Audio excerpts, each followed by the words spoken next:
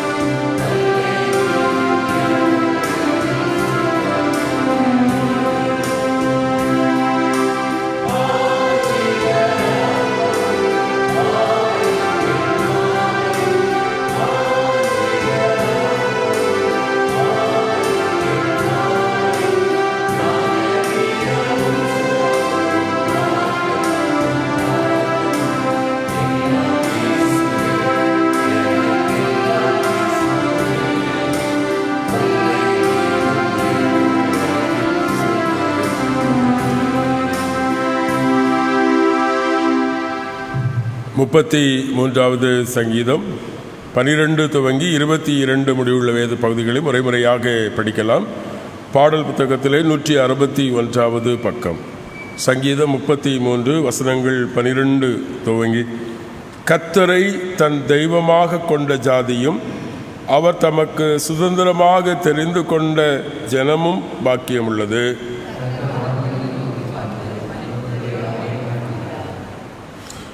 தாம் வாசமாயிருக்கிற ஸ்தானத்திலிருந்து பூமியின் குடிகள் எல்லார் மேலும் கண்ணோக்கமாயிருக்கிறார்.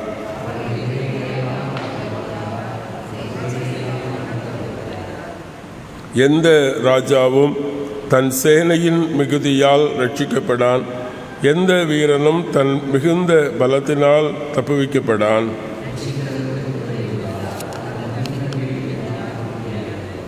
தமக்கு பயந்து தமது கிருபைக்கு காத்திருக்கிறவர்களை மரணத்திலிருந்து விடுவிக்கவும்,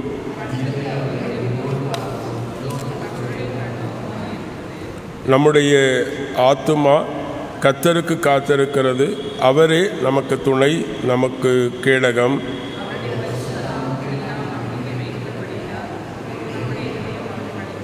சேர்ந்து படிப்போம். கர்த்தாவே, நாங்கள் உமக்கு காத்திருக்கிறோம். உமது கிருபை எங்கள் மேல் இருப்பதாக.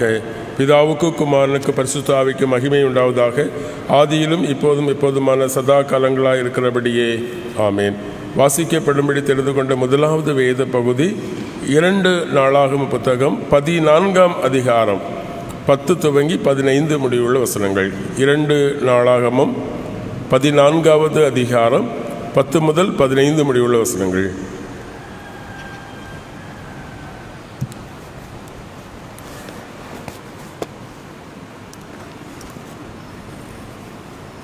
இரண்டு நாளாகமும் அதிகாரம் 14 வசனங்கள் 10 முதல் 15 முடியும். அப்போது ஆசா அவனுக்கு எதிராக புறப்பட்டான். மரேசாவுக்கு அடுத்த செப்பத்தா என்னும் பள்ளத்தாக்கில் யுத்தத்திற்கு அணிவகுத்து நின்றார்கள்.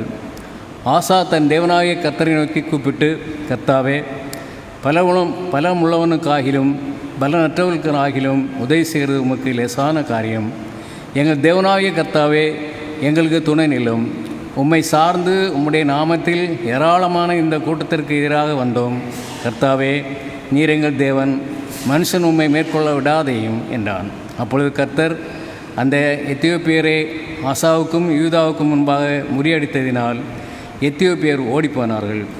அவர்களை ஆசாவும் அவனோடு இருந்த ஜனங்களும் கேரார் மட்டும் துரத்தினார்கள். எத்தியோப்பியர் திரும்ப பலன் கொள்ளாதபடிக்கு முறிந்து விழுந்தார்கள். கர்த்தருக்கும் அவருடைய சேனைக்கும் முன்பாக நொறுங்கி போனார்கள். அவர்கள் மீதியாக கொள்ளையடித்து கேராரின் சுற்றுப்பட்டணங்களை எல்லாம் முறியடித்தார்கள். கர்த்தரால் அவர்களுக்கு பயங்கரம் உண்டாயிற்று.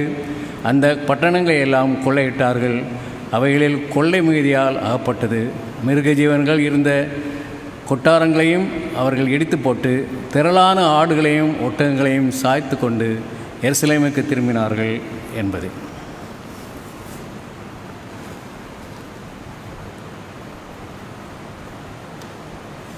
வாசிக்க தெரிந்து கொண்ட நற்செய்தி வேத பகுதி தூய யோவான் எழுதிய நற்செய்தி நூல் 1ஆம் அதிகாரம் வசனங்கள் 3 துவங்கி 9 முடிய நாம் இப்படியாக வாசிக்க கேட்கலாம்.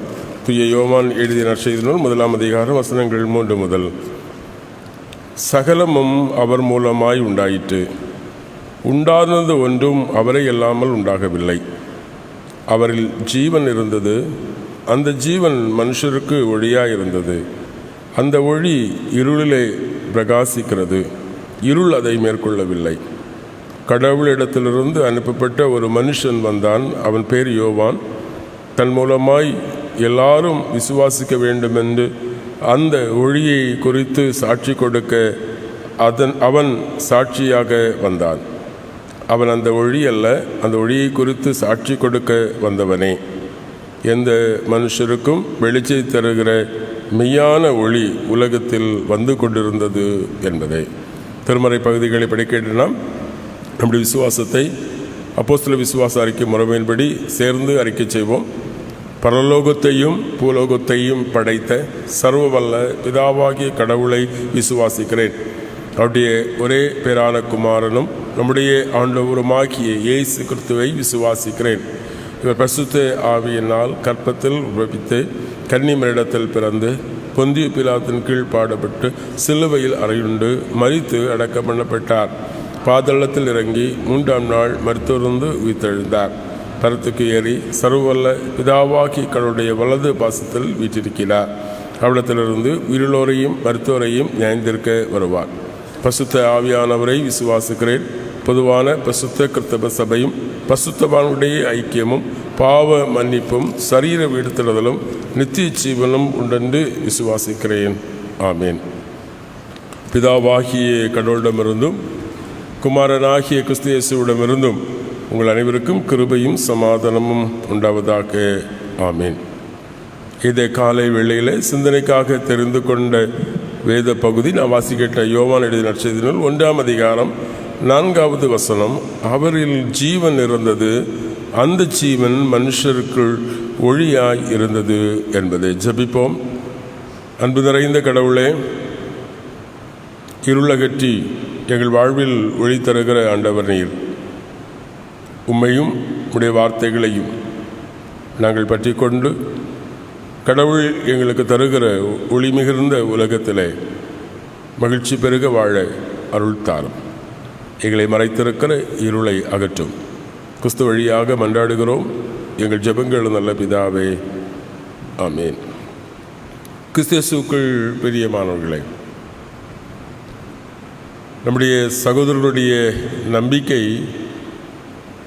எப்போதெல்லாம் உலகத்திலே தீமை பெறுகிறதோ அப்போது நன்மையின் வடிவாய் இறைவன் வந்து தீமையை அழித்து நன்மையை உறுதிப்படுத்துவார். இந்த நாள் அதை கொண்டாடுகின்ற தீப ஒளி திருநாள். இருள் உலக வாழ்விலே மக்களை பிடித்து கொண்டிருந்த இருளை, தீமையை, கொடுங்கோலை அகற்றி வாழ்க்கையிலே நம்பிக்கையின் ஒளியை, நன்மையை தருகிறவர் கடவுள். பலன் உள்ளவனுக்கும் பலனற்றவனுக்கும், நன்மைக்கும் தீமைக்கும், வறியவருக்கும் அதிகாரம் படைத்தவருக்கும், இப்படி இது உலகத்திலே நடக்கிற இந்த போராட்டத்திலே உலகம் சார்ந்து எப்பொழுதுமே பலன் உள்ளவன் தான் ஜெயிக்கிறான். தீமை செய்கிறவன் வெற்றி பெறுகிறான். இருள் எல்லாவற்றையும் மூடி மறைக்கிறது. இது தருணத்தில் ஆசா என்கிற யூத ராஜா எத்தியோப்பியரோடு உள்ள அந்த யுத்தத்தில் 11ஆம் வசனத்தில் கடவுளை நோக்கி கூப்பிடுகிறான். பலன் உள்ளவனுக்கும் பலனற்றவனுக்கும் நடக்கும் இந்த யுத்தத்தில் கடவுளை எங்களுக்கு உதவி செய்யும். இந்த நாள் நமக்கு தருகிற அழைப்பு தான். இந்த உலகம் இருள் சூழ்ந்திருக்கிறது. இருள் நம்மை மேற்கொள்ள விடாதபடி இருளை எதிர்த்து போராடுவதற்குரிய திராணி நமக்கில்லை. ஆனாலும் யாக்கோபை போல, ஆதி 32ஆம் அதிகாரத்தில் யாக்கோபை போல, கடவுளே இந்த இருளை மேற்கொள்வதற்கு எனக்கு பலன் தாரும் என்று இறைவனுடைய சமூகத்தில் ஜெபிக்கிற பொழுது கடவுள் தம் ஒளியாம் கிறிஸ்துவை, அவருடைய ஆற்றலை நமக்கு பகிர்ந்து தந்து நம்மை இருள் அகற்றுகிறவராக இருக்கிறார்.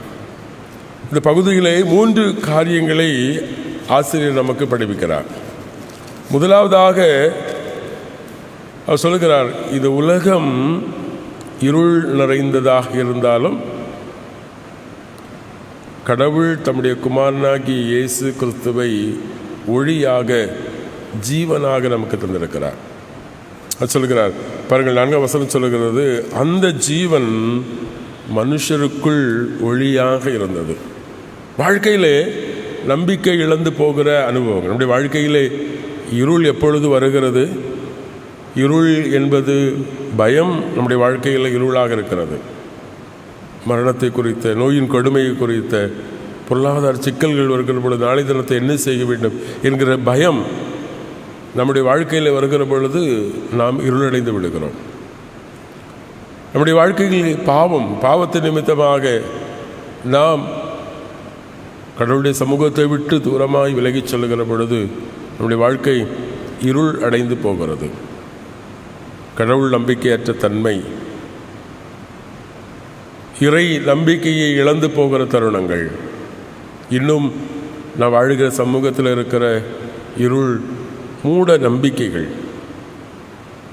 பண்பாடு, கலாச்சாரம், இப்படிப்பட்டவைகளை நாம் சார்ந்து பாரம்பரியங்களுக்கு முக்கியத்துவம் கொடுத்து கடவுளுடைய வார்த்தையை விட்டு விலகி போகிற இருள் நம்முடைய வாழ்க்கையில் வரும். இப்படிப்பட்ட இருளின் அனுபவங்கள் நம்முடைய வாழ்க்கையில் கடந்து வருகிற பொழுது நாம் நம்பிக்கை இழந்து போகிறோம். ஆனால் கடவுள் கிறிஸ்துவின் வழியாக நமக்கு ஜீவன் தருகிறார், நம்பிக்கை தொழிற்க செய்கிறார். காரணம், கிறிஸ்து ஒளியாக நம் ஒவ்வொரு ஜீவனாக வாசிக்க, நமக்குள் இருக்கிற அந்த ஜீவன் கிறிஸ்துவின் ஒளி. அந்த ஒளி வெளிச்சம் நம்முடைய வாழ்க்கையில் எந்த இருளையும் மேற்கொள்ளக்கூடிய ஆற்றலை கடவுள் நமக்கு தருகிறார். 5ஆம் வசனம் சொல்கிறது, அந்த ஒளி, அந்த ஜீவன் என்று சொல்லுகிற கிறிஸ்து, அந்த ஒளி இருளிலே பிரகாசிக்கிறது, இருள் அதை மேற்கொள்ளவே இல்லை ஒரு பொழுதும். பாருங்கள், ஒரு பொழுதும் கிறிஸ்துவிலே நம்பிக்கை கொண்டு ஜீவனாக கிறிஸ்துவை பற்றி கொண்டு வாழ்கிற நம்முடைய வாழ்க்கையில் இருள் கடந்து வருவதில்லை. நம்மை சுற்றிலும் இருள் இருந்தாலும் அந்த இருளை, தீமையை, அநீதியை கிறிஸ்து நம்மை மேற்கொள்ள விட மாட்டார். காரணம், சங்கீதக்காரர் சொல்ல, சிலர் என்ன செய்கிறார்கள், குதிரைகளிலும் வீரர்களிலும் நம்பிக்கை கொள்ள, நாங்களோ ஆண்டவரிலே நம்பிக்கை கொள்ள. அவர்கள் முறிந்து விழுந்தார்கள், நாங்களோ நிமிர்ந்து நிற்கிறோம். காரணம், நம்முடைய வாழ்க்கையிலே ஒளி ஜீவனாக கிறிஸ்து நமக்குள்ளாக இருக்கிறார். அந்த நம்பிக்கை நம்மை இருள் மேற்கொள்ள விடாது. இருள் ஒருபொழுது வெற்றி பெறாது. ஒருவேளை நம்மை பயமுறுத்தலாம், நம்மை கலங்கடிக்க செய்யலாம்.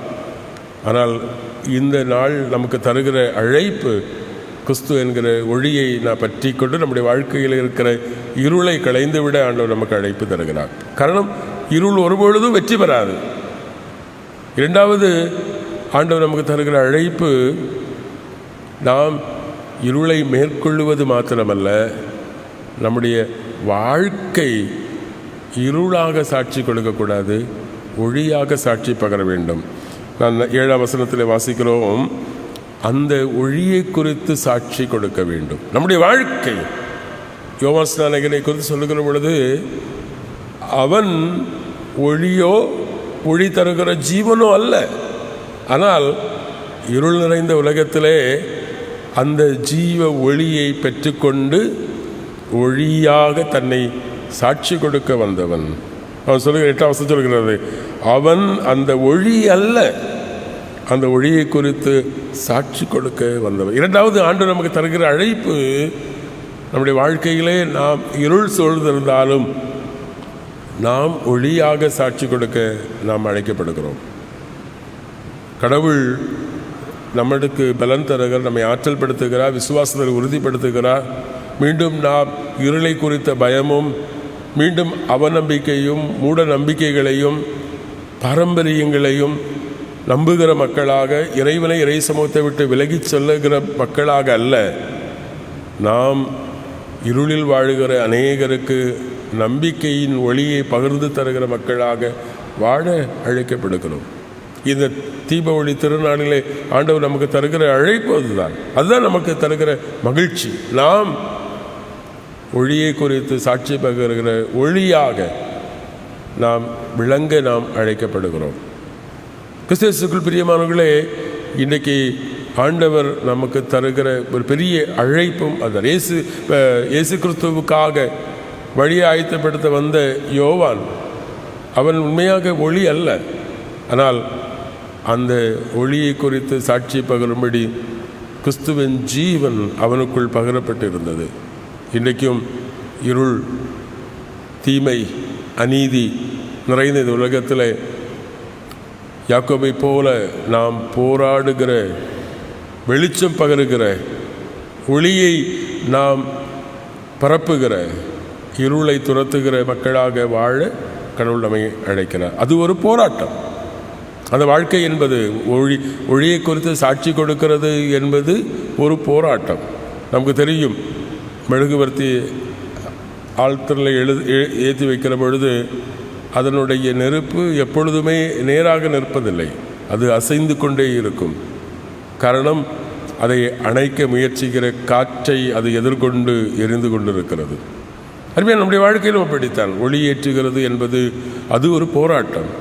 விசுவாசத்திலே, ஜெபத்திலே, பக்திக்குரிய வாழ்க்கையிலே, கடவுளை தொழுது கொள்வதிலே, அவருடைய சமூகத்திலே நம்மை அர்ப்பணிப்பதிலே, நன்றி செலுத்துவதிலே நம்முடைய வாழ்க்கையை முன்னிறுத்த ஆண்டவர், அதாவது சாட்சி, ஒளியை குறித்து கொடுக்கிற சாட்சி.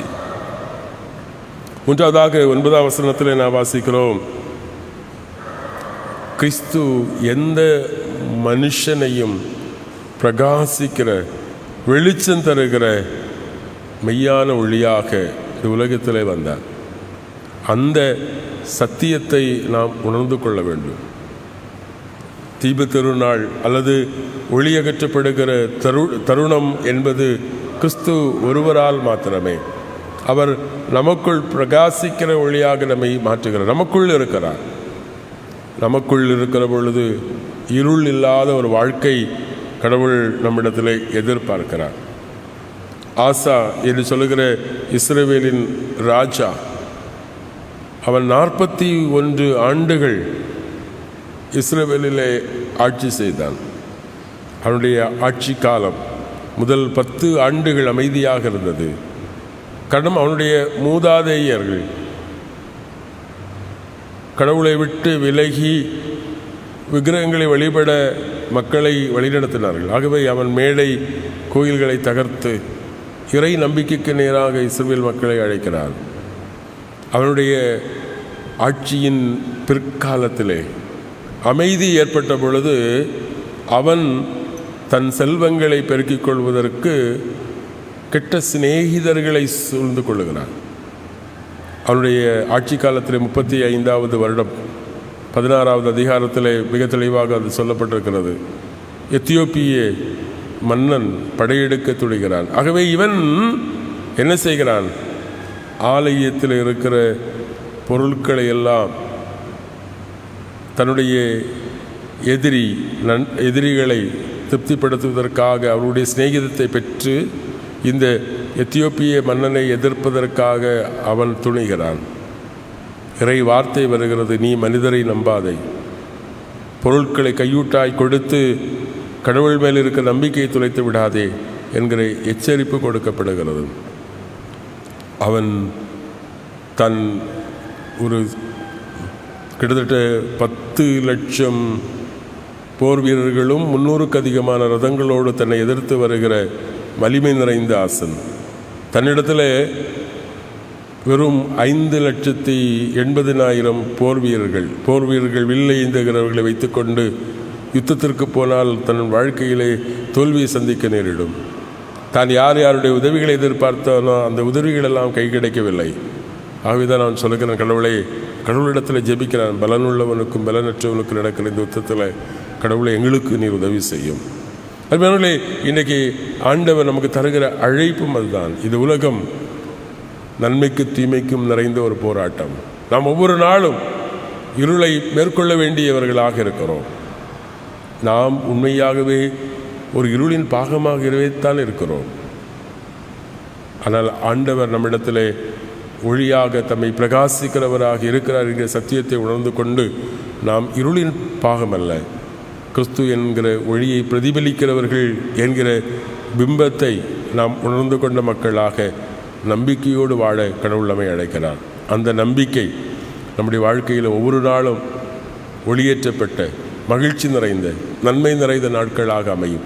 அப்படிப்பட்ட ஒரு காலத்தை கடவுள் நமக்கும் நம்முடைய குடும்பங்களுக்கு தந்து நம்மை ஆசீர்வதிப்பாராக. ஆமீன். எல்லா புத்திக்கும் மேலான தெய்வீக சமாதானம் நம் நினைவுகளையும் சிந்தனைகளையும் கிறிஸ்து இயேசுவுக்குள் காத்து வழிநடத்துவாராக. ஆமீன். 620வது பாடல்.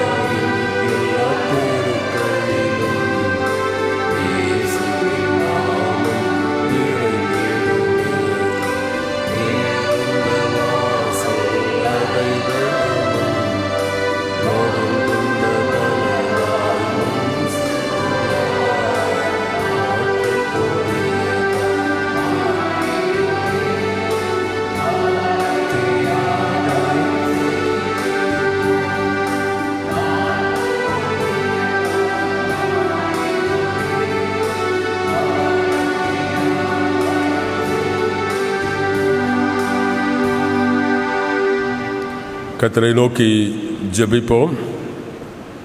பரிசுத்தமுள்ள எங்கள் நல்ல கடவுளே,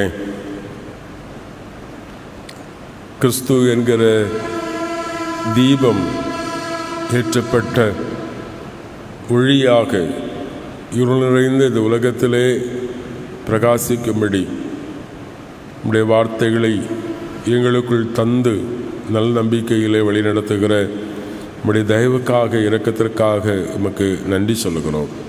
இந்த காலை வேளையிலும் இருள் மறைந்து விடியலை நோக்கி காத்திருக்கிற இந்த உலகத்தைப் போல ஆண்டவரே, நாங்களும் இருள் நிறைந்த உலகத்திலே வாழுகிற மக்களுக்கு கிறிஸ்துவிலே நம்பிக்கை என்கிற ஒளியை பகருகிற விசுவாச சமூகமாக ஜெபிக்கிற, ஆராதிக்கிற, கர்த்தரை சேவிக்கிற, சாட்சி கொடுக்கிற மக்களாக வாழ்வதற்கு ஆண்டவர் அருள் தாரும். ஒருபொழுதும் எங்களை இருள் மேற்கொள்ளாது என்கிற சத்தியத்தை நாங்கள் உணர்ந்து, இது உலக வாழ்க்கை, பலன் உள்ளவனுக்கு பலனற்றவனுக்கு நடக்கிற போராட்டம், ஒருபொழுதும் நன்மையை தீமை மேற்கொள்வதில்லை என்கிற சத்தியத்தை உணர்ந்து நாங்கள் வாழ்வதற்கு அருள் தாரும். கிறிஸ்து எங்களை பிரகாசிப்பித்திருக்கிறார் என்கிற சத்தியத்தை உள்வாங்கிக் கொண்ட மக்களாக நாங்கள் எங்களை ஒளியேற்றி இருளகற்ற அருள் தாரும். இந்த காலை வேளையிலும் நம்முடைய பரிசுத்த சமூகத்திலே நம்பிக்கையோடு கடந்து வந்திருக்கிற யாவரையும் கண்ணோக்கி பாரும்.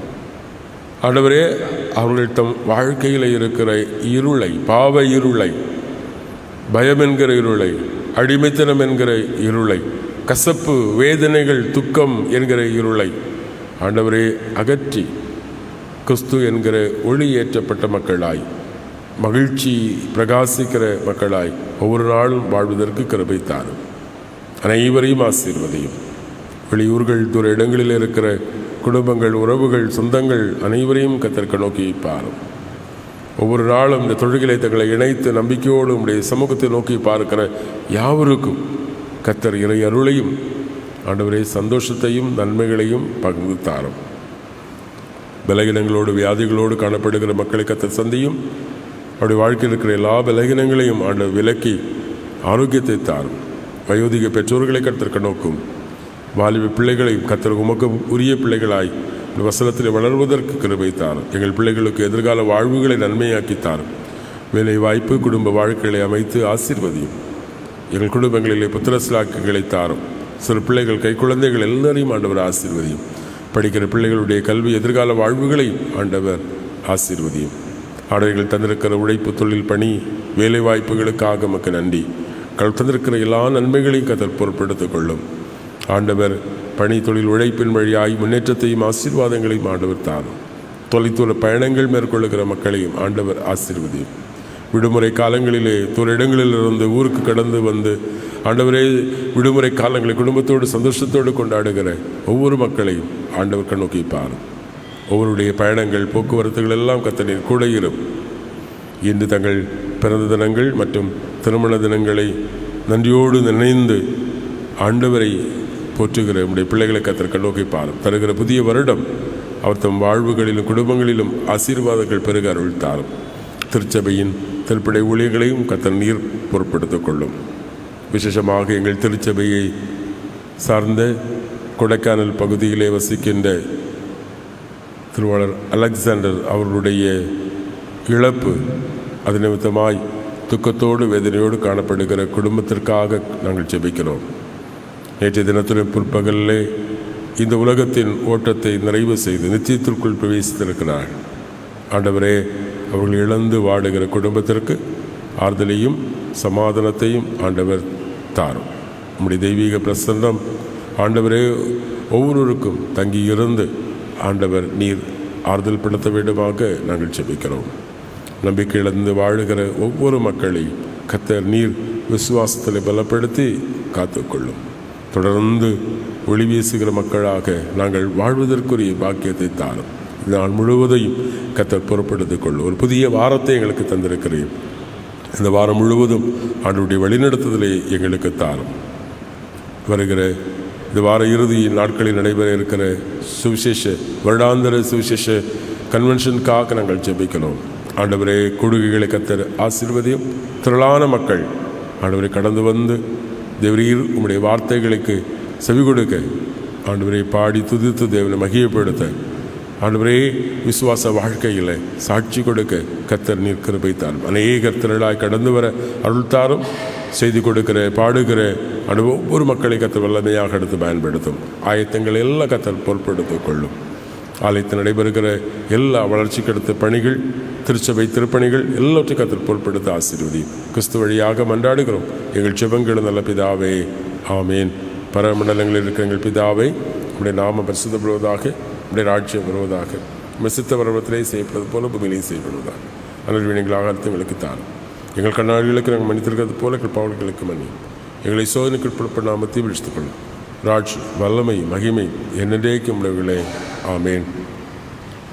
ஆண்டவராகிய இயேசு கிறிஸ்துவின் கிருபை, பிதாவாகிய கடவுளுடைய அன்பு, தூய ஆவியானுடைய அந்யோன்யைக்கும் வெளியிடத்திலும் சமாதானம் உங்கள் அனைவரோடும் இன்றும் இன்று சதா கால தங்கி தரித்திருப்பதாக.